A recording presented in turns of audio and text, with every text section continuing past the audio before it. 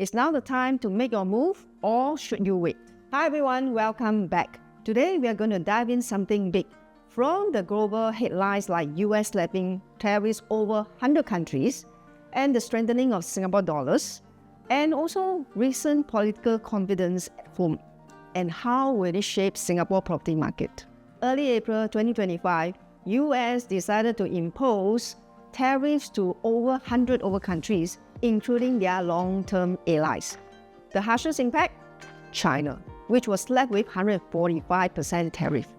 And this has created a lot of tensions in the supply chain and created a lot of uncertainty for investors around the world, including my own clients and investors. They will actually, before they actually decide in buying anything, I'm sure this is at the back of their mind before they actually decide to make the next step. Meanwhile, Singapore dollars has been gaining ground against US dollars, especially. This year, it actually has increased 6% against US. Currently, the exchange rate I just checked was $1.29 versus $1. So what does it mean to you as a Singaporean? It does mean that you have more purchasing power, especially if you are traveling to US this summer in June. It means that you can eat more, you can buy more, and you can stay longer probably, okay, in a better and nicer hotel. On the other hand, we are looking at investment part. It's definitely worthwhile for you and the overseas investors to put their funds in Singapore, especially invest in Singapore property based on the long-term stability of Singapore and the strong government. It actually says very well when we recently just had an election, and the fourth generation's government has a very strong mandate from the people. So a lot of wealthy people are going to park their funds here because it will hedge against inflations, and it's a secure place to park their funds to protect their wealth. Okay, amid all this instability in the world, you may be asking yourself whether this is an opportunity for you to come into Singapore property market, or should you wait? Okay, let's bring you back to COVID-19. In 2020, the property prices did dip down, but those investors, and one of them is me and some of my clients who I bring them to purchase in year 2020, has seen huge profit within 3 years. So history has shown us prices create opportunity for those who act. Okay, despite the economic headwinds, new project launch like One Marina Gardens and Bloomsbury Residence are attracting strong interest.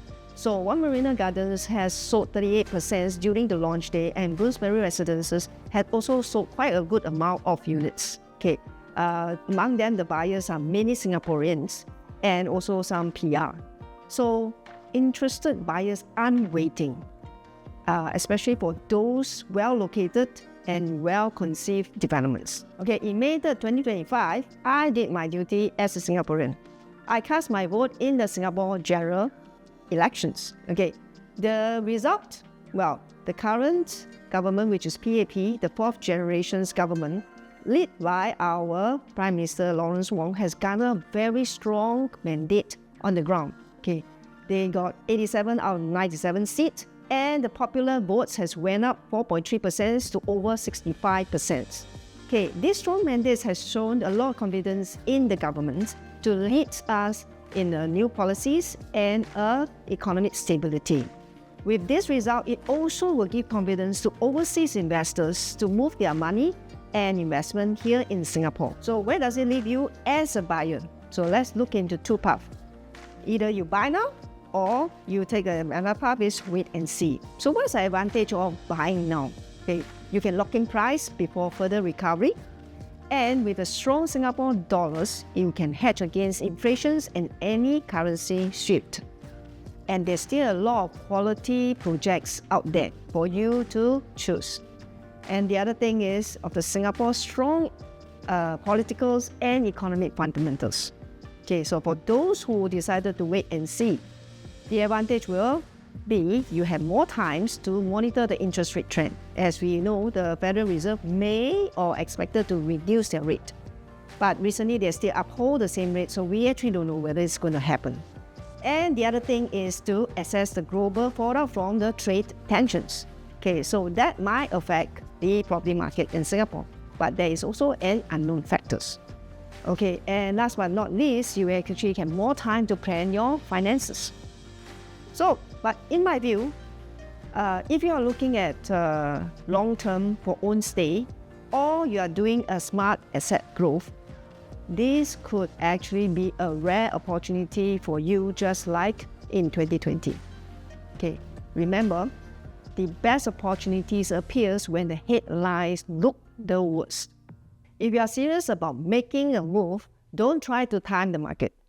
Understand it and act when the fundamental makes sense.